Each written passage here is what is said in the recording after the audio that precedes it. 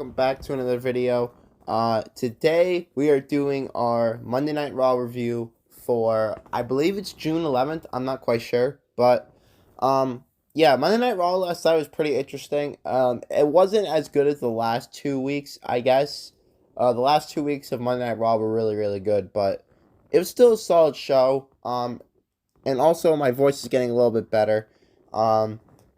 From because I was like really sick this past week, and like I said, I didn't tell anybody really about it because it annoys me. I just don't like telling people that I'm not feeling well.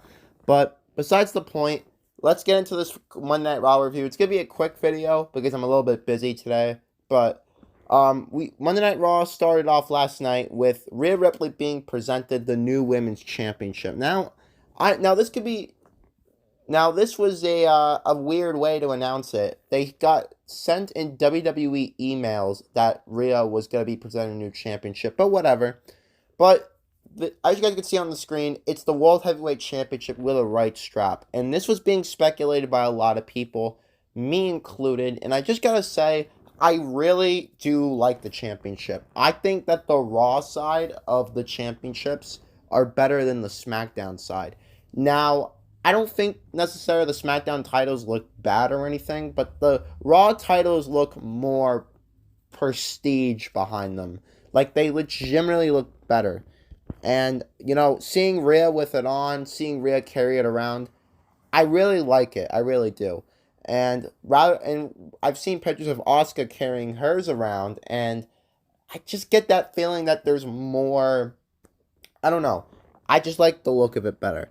But anyways, Cody Rhodes came out to interrupt Dom, and Cody Rhodes challenged Dom to a match at Money in the Bank, which is what we all thought after last week. This proves that Cody is not in the Money in the Bank ladder match, no matter how much the Cody fans want to say that this guy's going to find a way into the Money in the Bank ladder match.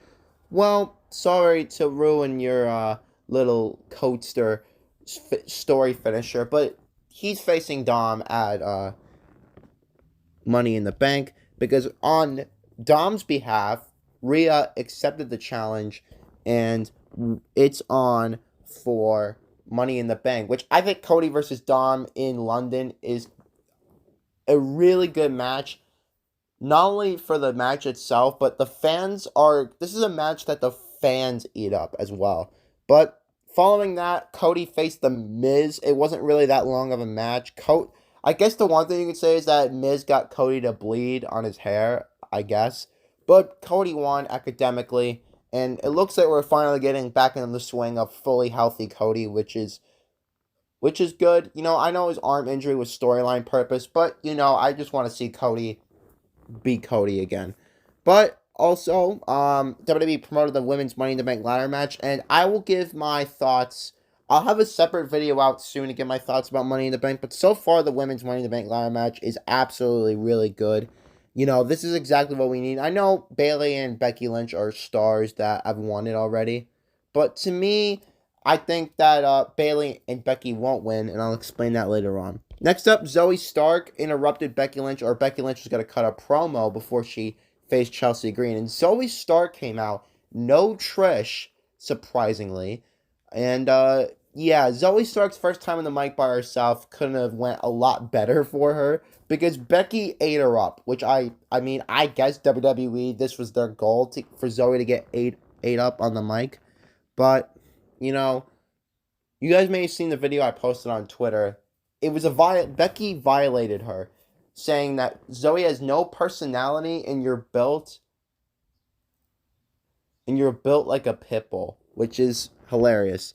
But anyways, Becky beat Chelsea Green. It wasn't that long of a match. But Becky versus Chelsea Green, it's entertaining, and Becky ended up building momentum before her Money in the Bank ladder match. Next up, we had a Judgment Day promo in backstage, and Finn was very cryptic, and it looks like we have our first inner turmoil of the Judgment Day, where Finn and Priest aren't exactly on the same page with each other. Rhea and Dom are confused. But Damian Priest faced Matt Riddle next, and this was a match that I had no idea like who was gonna win. But thankfully, I'm just not a Matt Riddle guy. I'm just gonna say that right now. But thank God, Damian Priest came in and saved us from Matt Riddle. Seeing Matt Riddle just just chuckle about making the Money in the Bank ladder match. Damian Priest ended up winning, and the field is already set for the men's match. And I just gotta say, I like it. This lineup is exactly the personification of a Money in the Bank ladder match, and exactly what it should be. Opportunity given to people that deserve it. Opportunity given to people that haven't exactly been booked strongly over the last couple of weeks. But also, when Damian Priest won, Gunther and Imperium beat down Matt Riddle. And you already know what I'm going to say. Matt Riddle versus Gunther is happening at Money in the Bank. We'll just have to wait another week for it to be made official. Which, it's the match itself is going to be awesome. Matt Riddle's a really great wrestler. But, like I said, I'm happy that Damian Priest definitely deserves to be in the Money in the Bank ladder match over Matt Riddle. But next up, we got a backstage segment, KO and Sammy confronting Imperium. And, KO's got that Mean Gene Oakland shirt. And it looks like we were, all of a sudden, the tag team titles were going to be on the line. Kaiser was not happy that his baldy partner, Vinci, decided to, Vinci got injured. So they decided that they were going to challenge KO and Sammy for the tag team titles. And knowing Sammy and KO, they were going to accept. And that was going to be the main event. And KO also having a mental breakdown. Just, I absolutely love it. I love it. But just probably another picture on the screen of the Money in the Bank field. LA Knight better win. That's all I'm going to say. But next up, we were finally going to find out what is on Finn Balor's mind. And it ended up being him challenging Seth Rollins for the World Heavyweight title. So out comes Seth Rollins, and the crowd hijacked this segment. I don't care what you think happened. The crowd hijacked the segment. The crowd literally were singing for 5 minutes, and right when you thought the crowd was just gonna, cheer for themselves that they were singing that long, they kept singing and singing. And to me, I felt like they sing too long. I know a lot of people on Twitter were going back and forth about what happened here.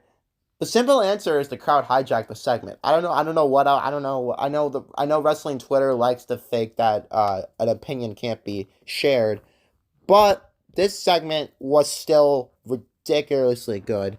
Like, I legitimately think the way this segment happened really just carried up the stakes. And Seth versus Finn at Money in the Bank is official, baby. It's set, and to me, Finn versus Seth is always a match that I love to see. And honestly, this match is going to be one of the show stealers of Money in the Bank. If not, it could be in the running for the best match of the night. And like I said, I just feel like that they shouldn't let Finn speak, because Finn looked legit, like a little bit pissed off, maybe. And people are maybe telling me to get, like, people may think I'm soft thinking that. But yet again, like, Seth's song should stop after a couple of minutes. And that's my opinion on it. And next up, we had Shayna versus Raquel. It was a random match. Shayna versus Raquel is a pretty strong match for a random women's match. But Shayna won.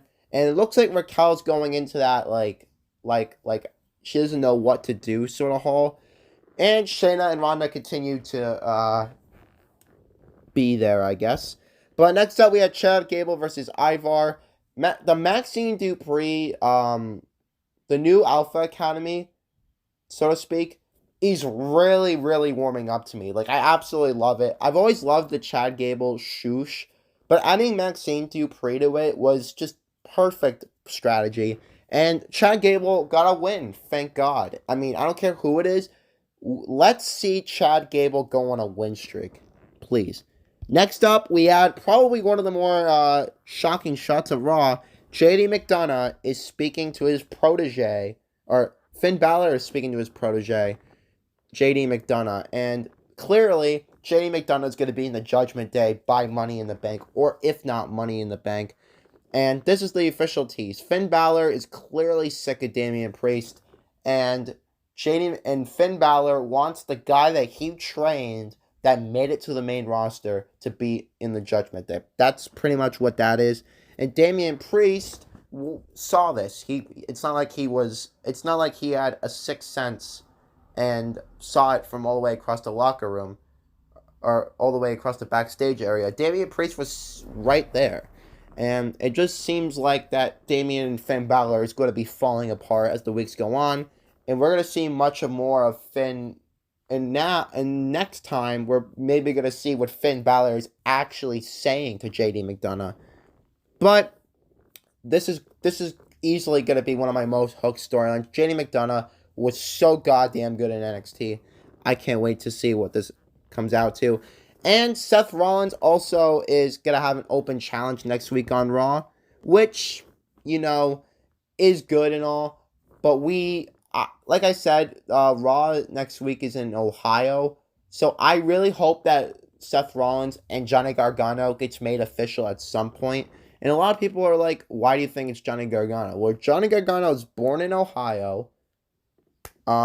He's doing nothing right now. And they just recently ran a package of Johnny Gargano. I think it's the last 2 weeks they did it. Him answering Seth Rollins' open challenge needs to happen. Maybe I'm going to sound like a crybaby, but I will accept nothing else than a Johnny Gargano versus Seth Rollins match next week. Plus, as I'm recording this video, Seth Rollins will be on NXT tonight, so Seth Rollins is definitely already, if you had to grade his World Heavyweight Championship reign, it'd be an A+. And also, Logan Paul is back next week, which I completely forgot. Like, it blew me by. I guess Logan Paul is on Monday Night Raw. I swear that I thought Logan Paul just got drafted to SmackDown because SmackDown easily still won that draft. But the main thing that we're looking to is if Logan Paul is going to be in the Money in the Bank ladder match next week, or announce himself to be in the Money in the Bank ladder match next week. And my thought process is that he will, and if he wins, you've got that Seth Rollins dynamic there. Seth Rollins and Logan Paul faced off at WrestleMania, so it'll be very interesting. So Logan Paul has a good chance of winning. Like, looking at the field, Logan Paul's got a good chance of winning if he gets into that Money in the Bank ladder match. Next up, the main event, it was Sami and KO versus Imperium, or Gunther and Kaiser, and it was a great match. Gunther was kicking ass, clotheslining, lariats, and there were several times where maybe I thought a little bit that they were going to take the tag team titles off of KO and Sami. Silly me, what was I thinking? Matt Riddle and silly me. Of course Matt Riddle's going to come out here. Matt Riddle tried to get involved. Gunther kicked him in the nose. Kaiser got distracted. And Sami won with a Blue Thunder Bomb, which I thought was a good touch, because I think the Blue Thunder Bomb is one of the best moves in the WWE. But pretty much Monday Night Raw wrapped up with Sami and KO on top. It was a good ending to Monday Night Raw. The match was great. I mean, any match with Gunther is going to deliver it. Tag match, doesn't matter. But overall, good episode of Monday Night Raw. I wouldn't say it was extremely over the top. It was a basic good episode of Monday Night Raw. With my highlights being the Seth and Finn segment, and probably this main event match right here. And of course, Finn Balor talking with JD McDonough. The rest was just kind of there. But I hope you guys enjoyed the video, and I will see you guys